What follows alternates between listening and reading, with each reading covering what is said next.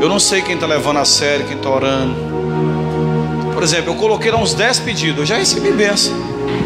E contei para eles ali, coisa aos olhos humanos é impossível, mas Deus fez. Amém? Eu coloquei lá, né? Nós estamos na correria todo sábado, vamos marcar um sábado, vamos lá no monte fazer um louvor, fazer um culto, queimar os projetos lá. Eu não sei se já recebeu alguma bênção.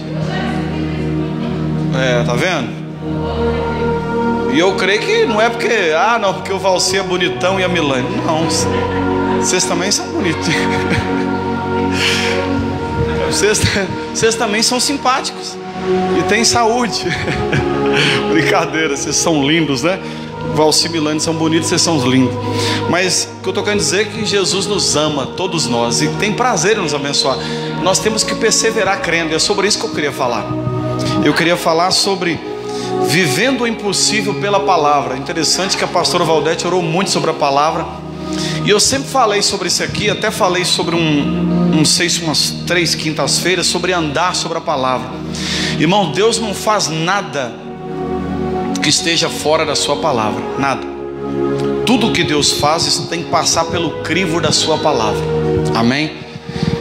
Então vamos lá, Isaías 55, 10 e 11 diz assim: porque assim como descem a chuva e a nuvem e a neve dos céus, e para lá não tornam, sem que primeiro reguem a terra, e a fecundem, e o faça brotar, para dar semente ao semeador e pão ao que come, assim será a palavra que sair da minha boca, não voltará para mim vazia, mas fará o que me apraz e prosperará naquilo para o qual eu a designei. Olha aí, irmão, Deus falou: aquilo que eu falar não volta para mim vazia sem antes cumprir o propósito. Amém? Isso quer dizer o quê? Que Deus não fala à toa. Você pode repetir, pessoa do seu lado: Deus não fala à toa. Glória a Deus. Senhor, fala conosco nesses poucos minutos, que a tua palavra ministre o nosso coração, que saiamos daqui melhores e edificados pela tua palavra, em nome de Jesus. Amém. Então, irmãos, olha para você ver que texto maravilhoso. Assim como a chuva desce dos céus, ou a neve, e não torna para lá sem antes regar a terra, assim a minha palavra, diz o Senhor, eu enviei ela não volta para mim vazia, mas vai cumprir o propósito para o qual designei. E aí, irmãos, nós temos que ficar atento que pode ser que você passe uma vida toda com palavras de Deus pendentes na sua vida. Tem gente que está esperando a promessa ou algo acontecer e o tempo passando e nada acontece. Você tem que viver, não, o que Deus falou? E aí quando você coloca o que Deus falou acima do que homens falam, do que circunstância fala, é o que importa. Amém? Por exemplo, abra sua Bíblia aí, 2 Reis, capítulo 5, verso 1. 2 Reis, capítulo 5, verso 1. A história de Naamã.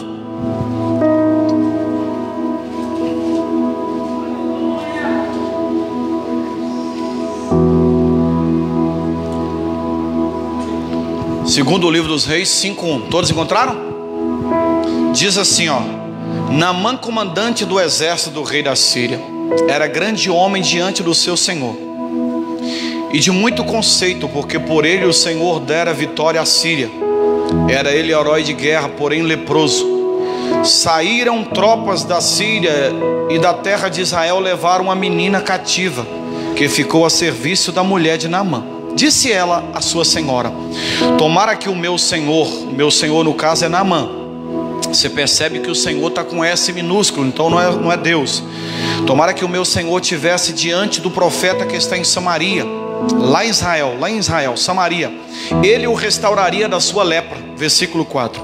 Então foi Naamã e disse ao seu senhor, que é o rei da Síria: assim falou a jovem que é da terra de Israel. Ouvindo, porém, ele... versículo 4. Finalizou o 4. Agora presta atenção, olha para mim um minutinho, nós vamos pular para o 8.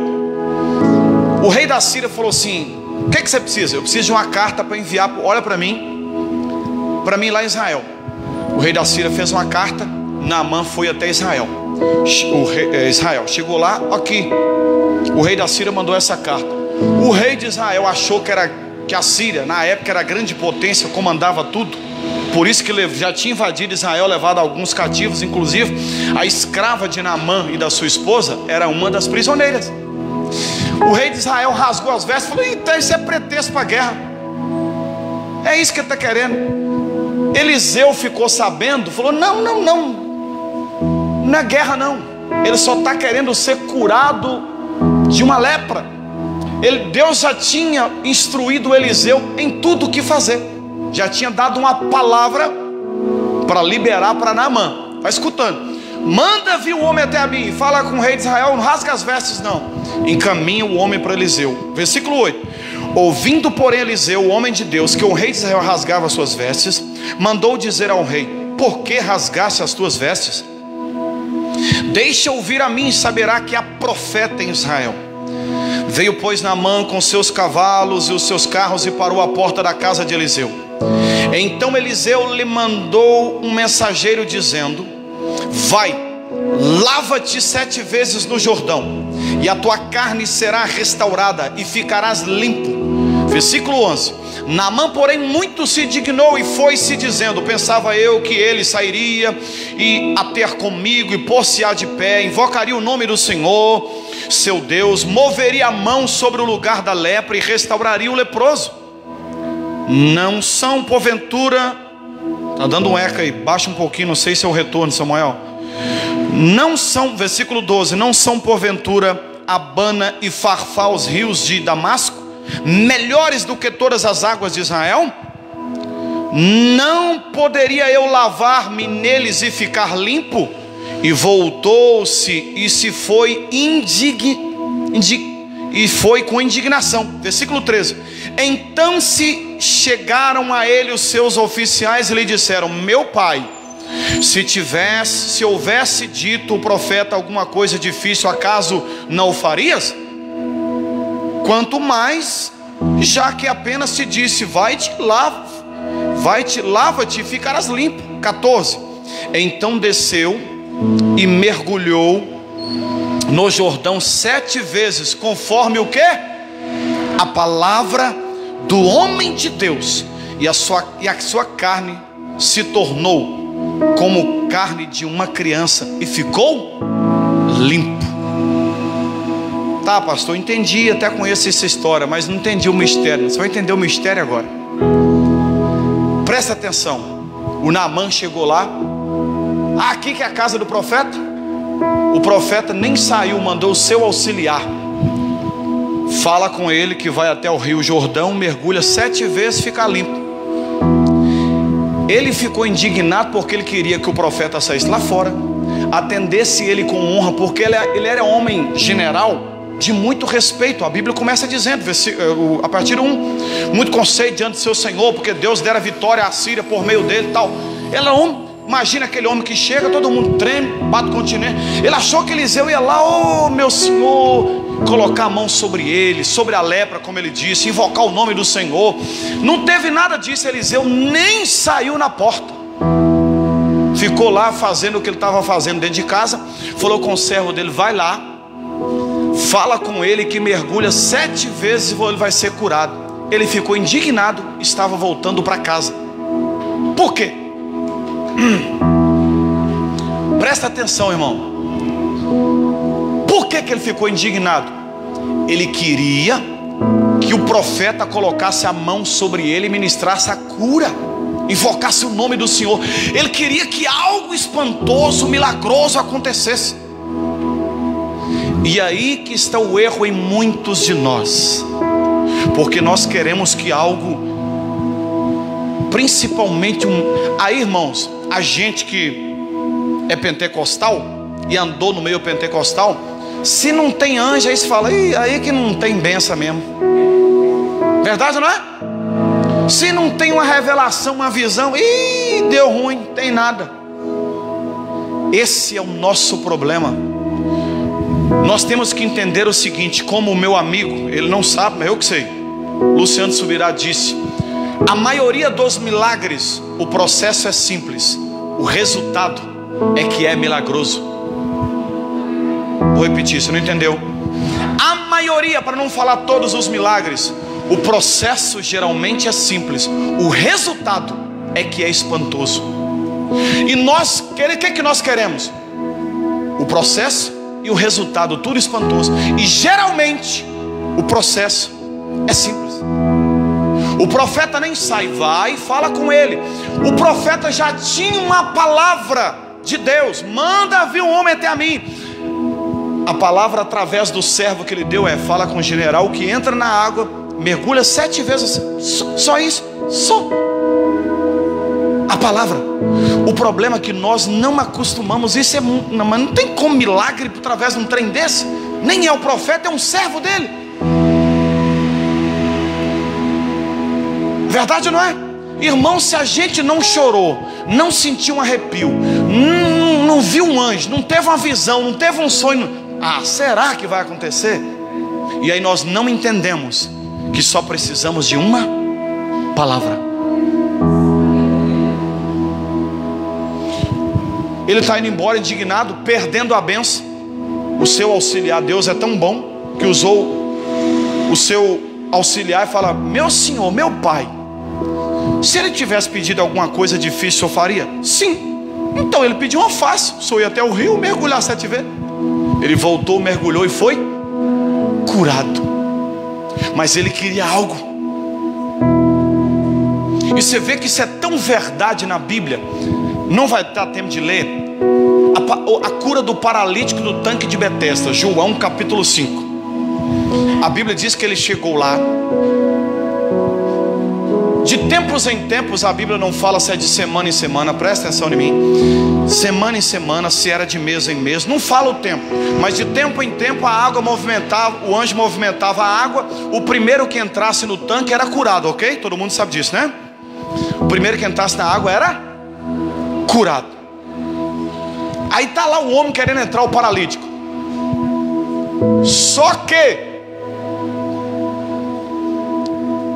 Jesus chega e fala assim: rapaz, você não quer ser curado não? Ele falou assim: Senhor, querer eu quero. O problema é que sempre que eu vou entrar na água, vem alguém antes de mim, entra na água primeiro. O que deixa subentendido? Que provavelmente a paralisia dele era algo bem grave, porque ele precisava de alguém para colocar ele na água. Aí vai e faz de conta que tem alguém lá só meio manco, só para você entender o teatro da coisa. E o outro está todo paralisado. O manco, é claro que o manco já aguentava sozinho e pulava. O outro dependia de alguém, não conseguia. Jesus chega: rapaz, você não quer ser curado? Eu quero, Senhor, mas ninguém me joga na água, sempre vem alguém antes de mim. Aí Jesus fala assim: rapaz, pega a sua maca, a sua cama, levanta e anda. Aí ele ele creu na palavra de Jesus, levantou, pegou a maca. E o versículo 9 finaliza assim: imediatamente o homem se foi curado, tomando o leito, pôs-se a andar. E aquele dia era sábado. Jesus o curou. Agora olha que interessante, presta atenção. Não teve anjo para a cura daquele homem. E que nós geralmente esperamos um anjo, um mover, uma revelação, uma profecia. Jesus, a própria palavra encarnada, estava ali. Falou: esquece anjo, agora eu, a palavra encarnada, estou aqui.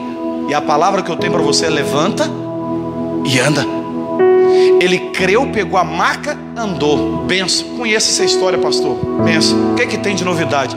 A novidade é o seguinte: Jesus, a palavra encarnada, estava em um ambiente que tinha muitos paralíticos. A Bíblia cita que outros foi curado além desse? Cita? Não cita. A palavra encarnada estava perto de vários doentes, porque a Bíblia diz que tinha muitas pessoas doentes naquele lugar. Por isso que ele fala: Senhor, sempre que a água movimentar, vem alguém sempre de mim. Ou seja, muitas pessoas estavam ali, só ele foi curado. A palavra encarnada estava no ambiente, mas ninguém percebeu. Você vai entender o que eu quero dizer agora. Muitas vezes nós entramos no culto e saímos do jeito que entramos, porque não pegamos a palavra que geralmente saiu do louvor, de alguém que ministrou, de alguém que orou, do pastor que pregou. A palavra sai, você... Oh meu Deus, será que eu desliguei a panela do arroz?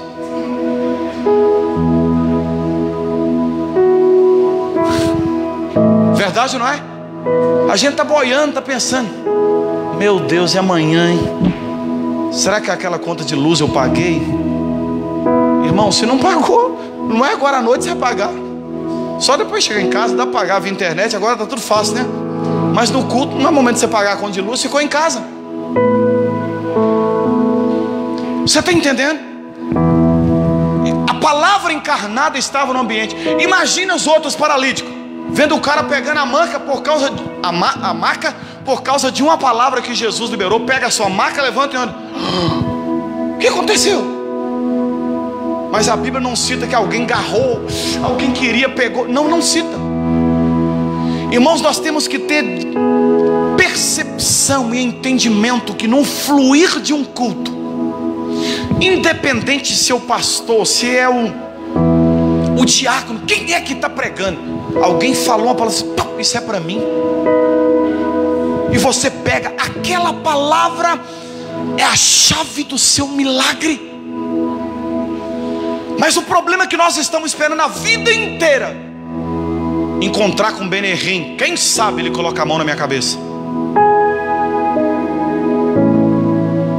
Luciano Subirá encontrou com o evangelista Reinhard Bonk, que faleceu, foi para o Senhor novo.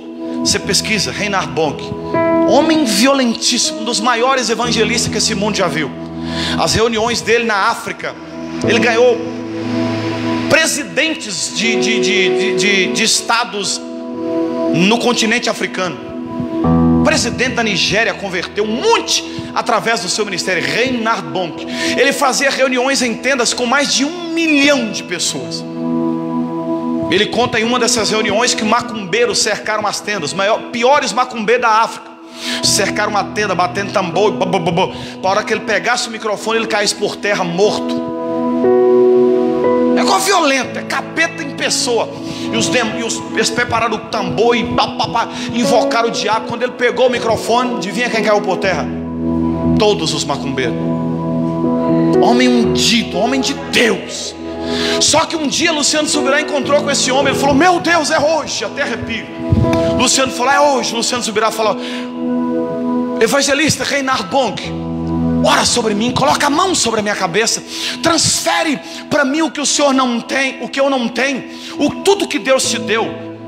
Reinhard Bonk vira para Luciano Subirá e fala assim: filho, você já tem o que você precisa. Lembra de Atos 2? A Bíblia diz que línguas como de fogo desceu sobre cada um deles. Todo mundo recebe de Deus uma porção que Deus tem para cada um na sua individualidade. O que eu fui chamado para fazer, eu recebi. O que você foi, está sobre você. Se um dia Deus quiser te dar o que me deu para você, Ele vai fazer de alguma forma com que isso aconteça, porque não depende de mim, mas dele. Você vai entender. Muitas vezes nós estamos correndo atrás a vida inteira, atrás daquele homem, daquela mulher, se colocar a mão na minha cabeça, se entregar uma revelação para mim, e nós não entendemos que só precisamos de uma palavra que abre portas que ninguém pode fechar. Se você cresce nisso e aplaudir o Senhor,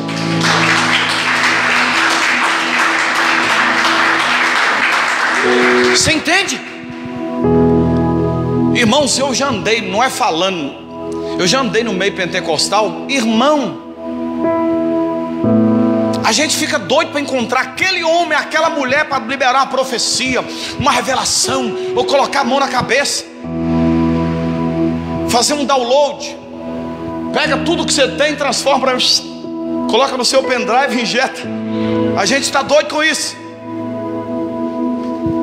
E todas as vitórias que Deus tem para nós está apenas em uma palavra.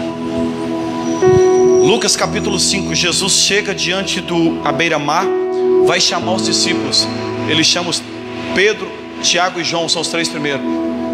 A multidão apertou Jesus. Jesus pega o barco deles emprestado. Você me empresta? Empresta. Ele afasta da praia e de dentro do barco, na água, ele pregava para o povo, que o povo apertou ele. Pregou, despediu a multidão. Jesus, na forma de recompensar, falou: vocês pegaram alguma coisa à noite? Pescamos, pegamos nada.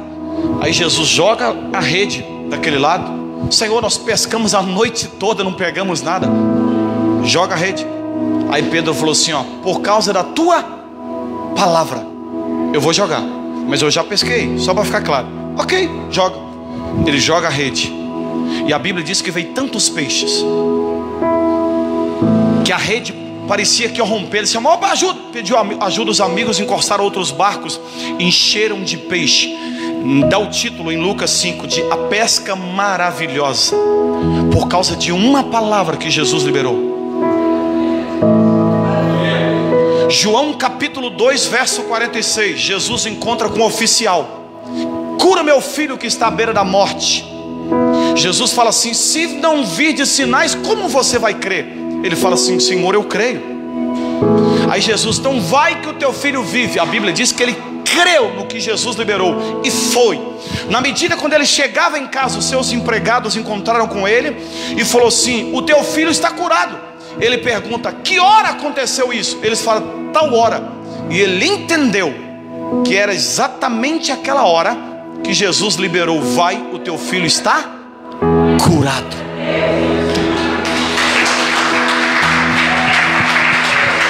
Aleluia. Nós, corrigindo, João 4,46 e não 2,46. Sabe o que eu aprendo com isso? Que muitas vezes nós estamos atrás de homens, sendo que o que precisamos está em Deus. Aleluia. Deus pode usar homens para nos abençoar, claro, mas vai sempre partir dele e não de homens. Alguém pode colocar a mão na sua cabeça e tentar transferir os 9 dons. Pai, eu transfiro para ele, e Deus não concorda e não passa nenhum dom, porque tem que sempre que partir de Deus. Você entende? Salmo 119, 89 diz assim: para sempre, Senhor, a tua palavra está firmada no céu. Para sempre. Deus tem compromisso com a sua palavra. A pastora Valdete contou o testemunho dela aqui, que ela estava à beira da morte. Ela chamou pessoas do seu convívio de oração, e pessoas olharam para ela. Presta atenção. Pessoas olharam para ela e teve uma visão. Falou assim: prepara, porque Deus me mostra um caixão. E ela quase morta. Aí que ela ligou para mim e falou assim: joga a terra de par, que eu já morri mesmo. Ela começou a ajeitar tudo na vida dela, porque ela já estava ruim. Alguém fala: eu tive uma visão com você, eu vi um caixão. O que você pensa? Bati essa cacholeta. Ligou para mim. Eu falei assim: peraí, foi o homem quem disse. Mas quem disse que Deus assinou embaixo? Eu falei para ela assim: ó, lembra de tudo que Deus prometeu para você. Eu falei: você lembra da promessa que Deus fez? Aquilo? Lembro. Cumpriu? Não. Então está de pé essa palavra. Você lembra daquela outra promessa que Deus te deu assim assado? Cumpriu? Não. Então ainda está de pé essa palavra. Eu fui lembrando para ela. E a partir daquele dia eu fui convencendo ela, instruindo ela a orar todas as palavras que Deus tinha liberado sobre ela. Porque a palavra de Deus sobrepõe qualquer homem, profeta, qualquer coisa. Ela começou a orar em cima da palavra.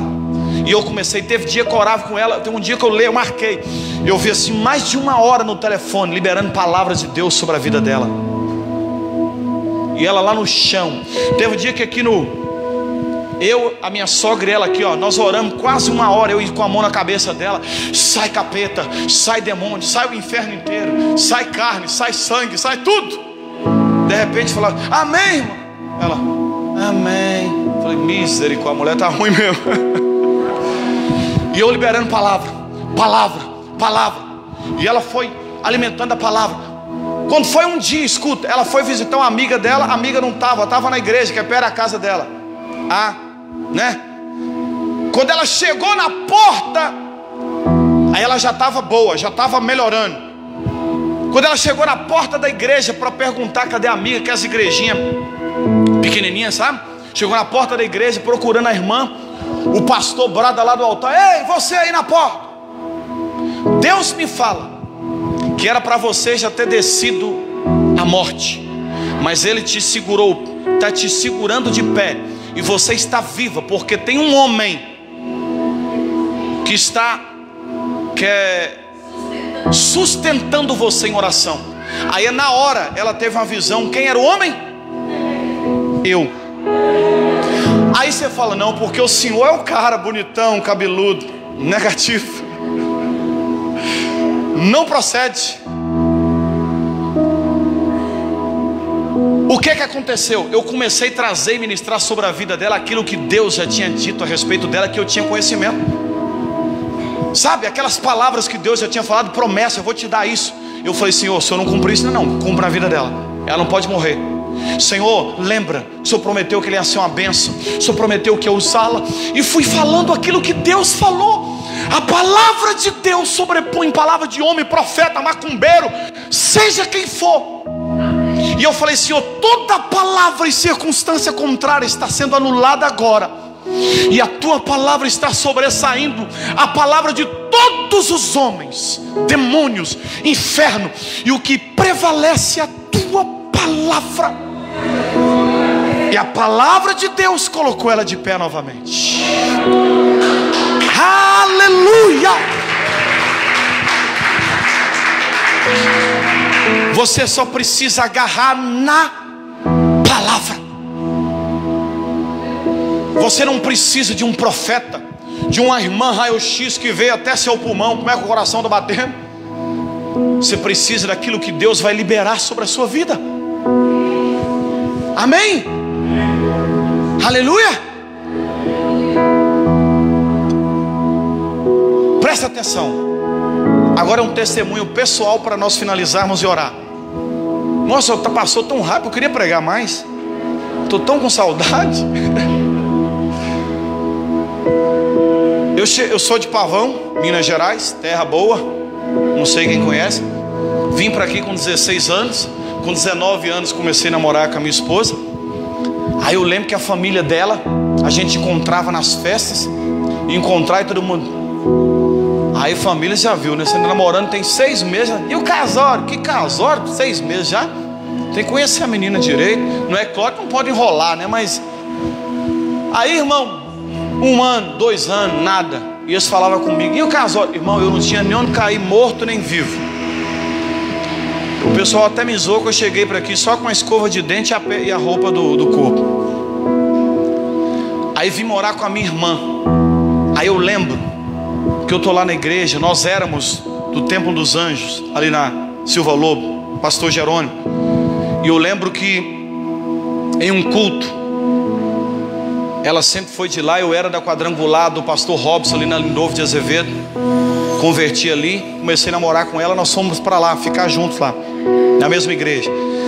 Aí eu lembro que o pastor pregando, ele falou assim, preste atenção, Deuteronômio 28, 2. Do 1, 2, 3 em diante. Mas é o 2 que fala assim, ó. Ele falou a seguinte frase: aquele que é de Deus, a bênção corre atrás dele, não ele atrás da bênção.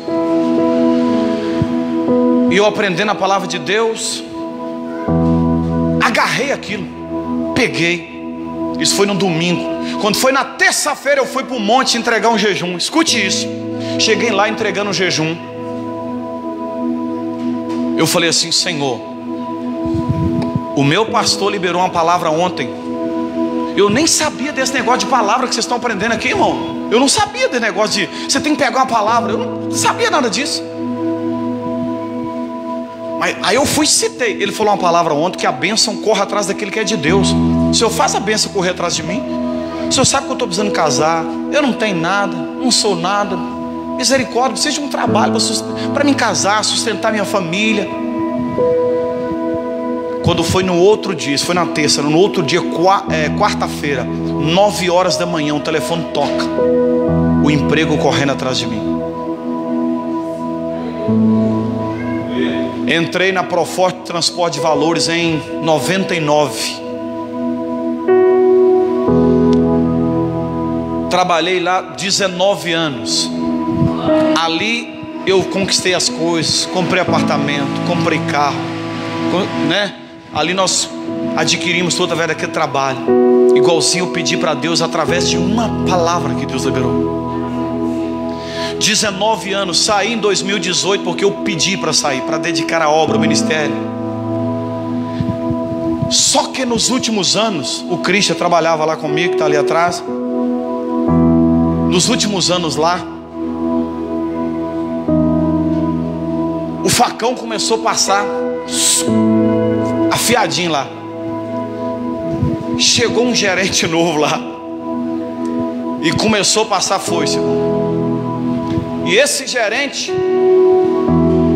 esse pessoal que era mais velho de empresa, não mais velho de idade, que eu não sou velho, né?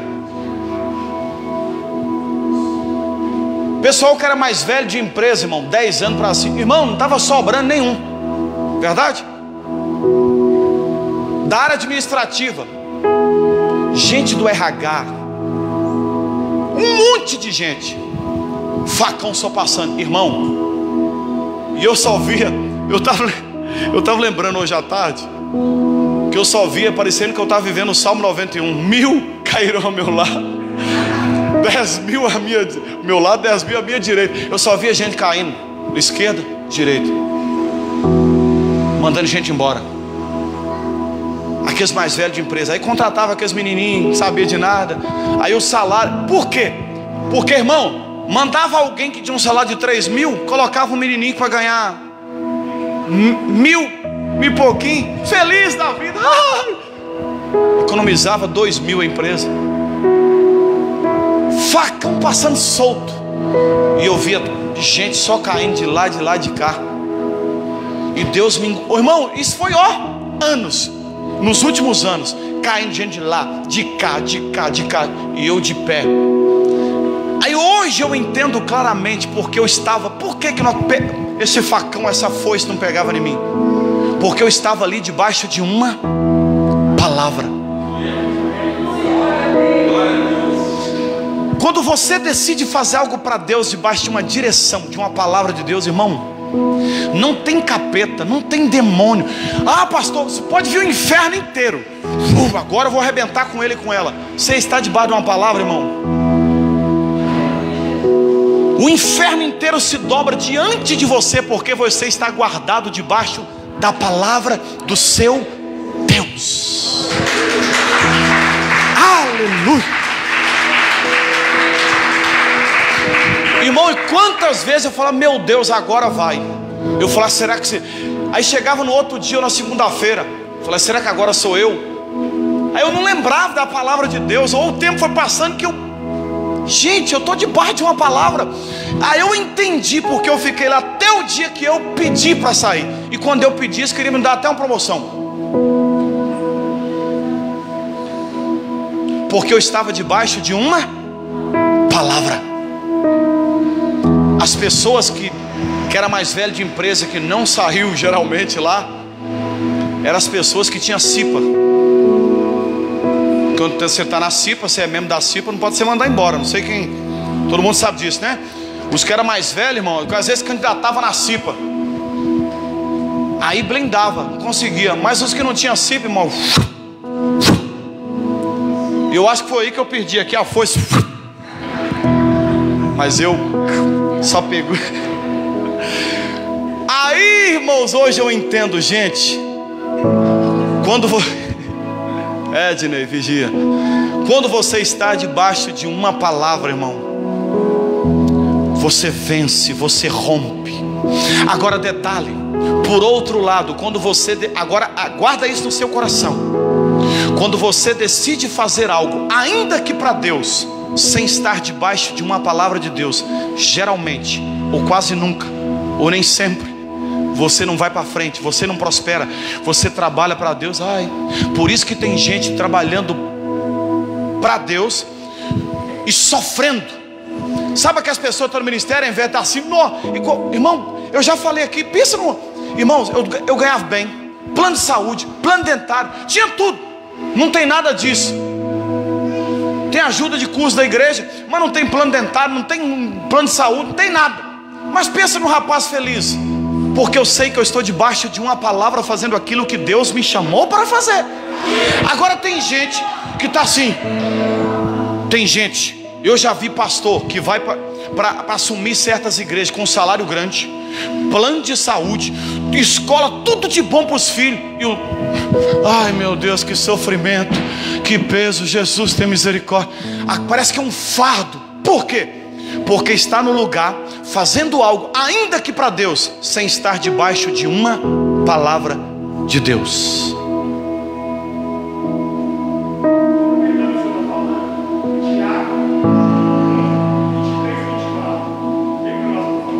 Tiago 1, 23, 24.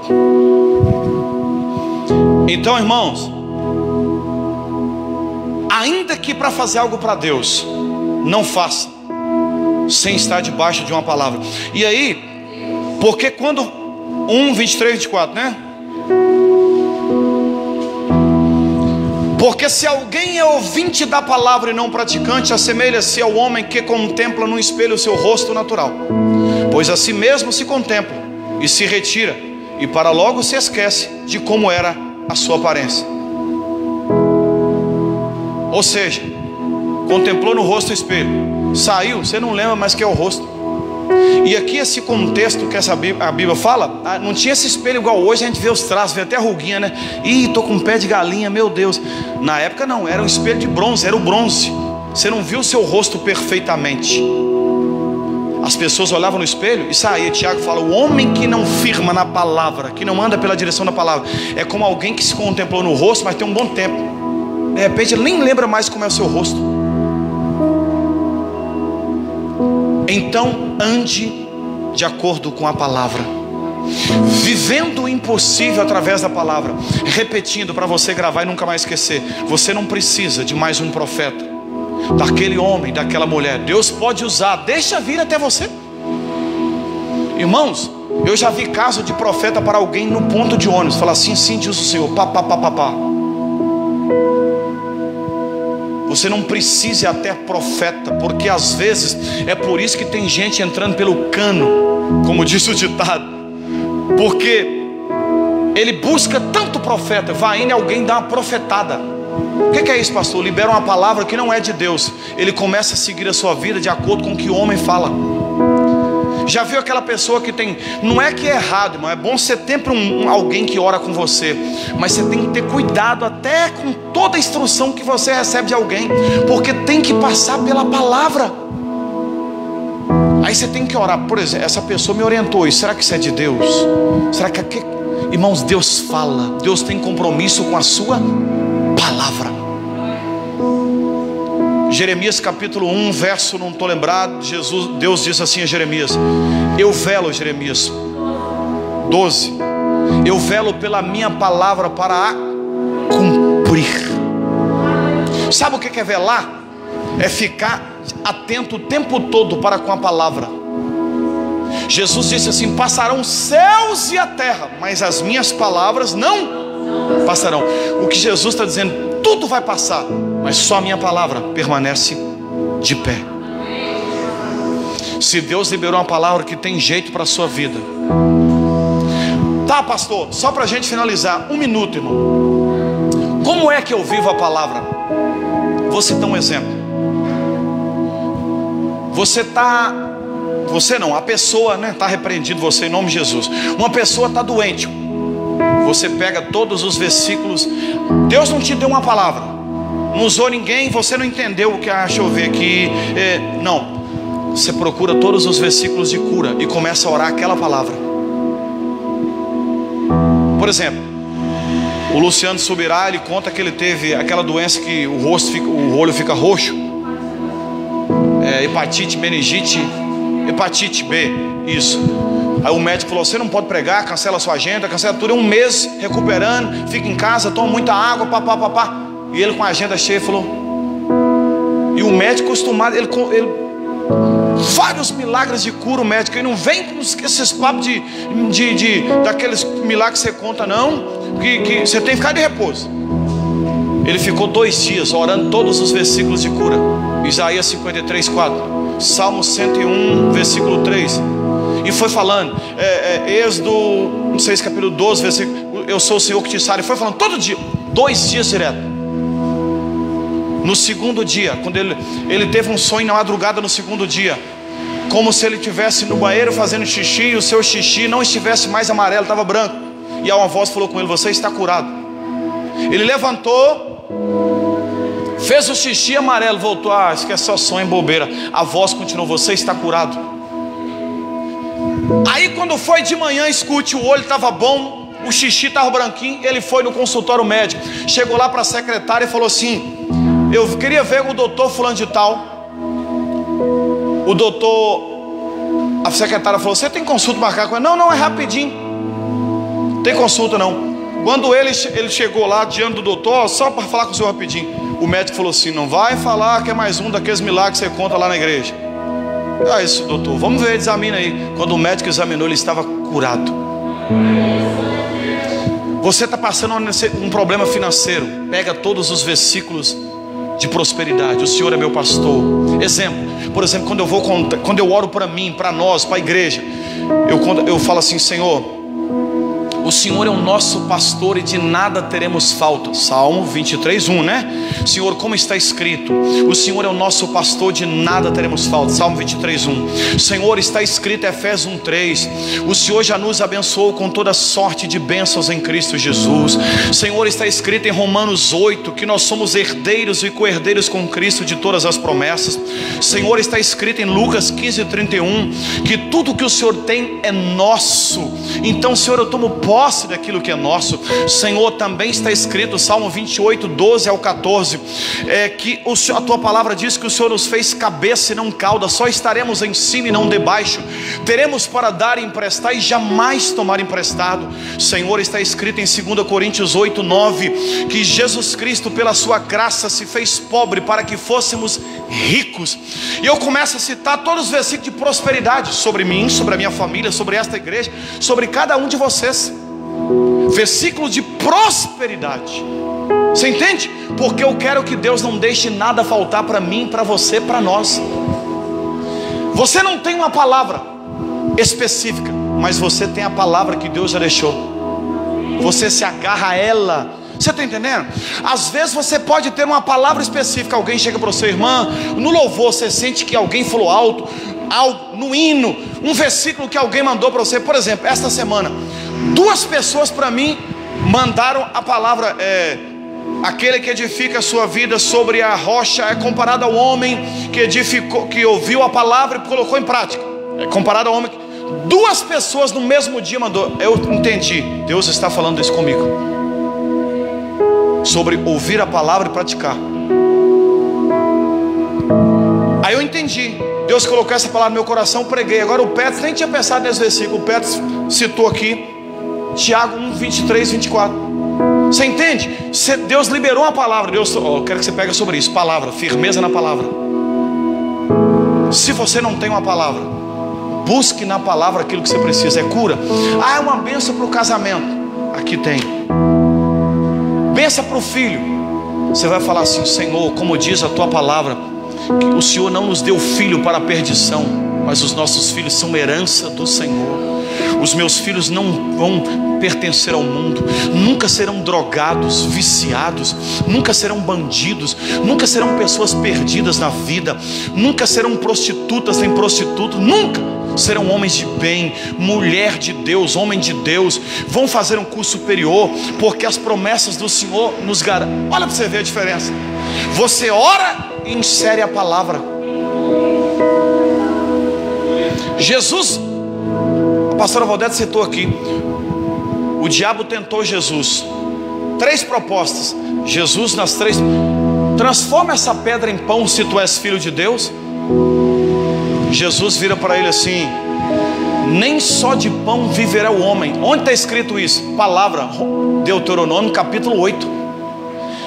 Essa tentação está em Mateus 4. Jesus cita uma porção da palavra que está em Deuteronômio 8. Nem só de pão viverá o homem, de toda a palavra será a boca. Jesus cita para o diabo. Aí o diabo, ó, para você ver como é que o diabo é, irmão, presta atenção. O diabo é tão astuto que a segunda proposta para Jesus, ele usa o quê? A própria palavra. É por isso que é perigoso alguém entrar em determinada... Por exemplo, tem gente que já está casando pela 10ª vez e fala assim: está escrito. Quem te deu essa palavra? Que a palavra que Deus tem desde o início é: aquele que uniu a sua mulher, não separe. É claro que tem todo um contexto, né? Tem situações, né? Que não vem ao caso, não dá para falar aqui. Mas a ordem original, como diz Mateus 19, é: o que vocês aprenderam desde o início? O que é desde o início? Está falando de Adão e Eva, irmão. Homem e mulher largou tudo, os dois se tornou uma só carne. Aí o diabo fala assim, ó: mostra todas os... Não, leva Jesus no alto pináculo do templo, lança-te daqui para cima, porque está escrito. Olha o diabo, irmão. Ele cita uma porção do Salmo 91. Está escrito: se lançares daqui, aos teus anjos dará ordem ao teu respeito, para que te guarde, para que te segure. Pula. Aí Jesus rebate a palavra. Também está escrito: não tentarás o Senhor teu Deus. Aí o diabo fala assim: leva ele num alto do templo, ó, se prostrares e me adorar, eu te darei tudo isso aqui, essa riqueza, bens, fama, tudo, mulheres, poder, dinheiro. Jesus fala assim, ó: está escrito, Satanás, somente ao Senhor teu Deus adorarás, e só a Ele darás culto. Cuidado, o diabo pode usar a própria palavra para te fazer pecar. Vou repetir, você não ouviu não? Cuidado, que o diabo pode pegar as próprias palavras para te fazer pecar.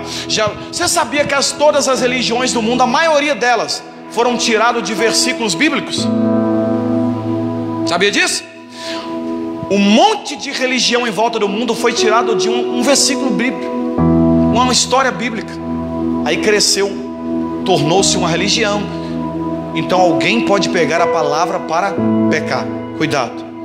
Mas tudo que nós precisamos, irmão, é da palavra de Deus. Nada mais que isso. Amém? Pode aplaudir o Senhor. Glória a Deus. Fique de pé no seu lugar, vamos orar. Deus falou com você? Amém.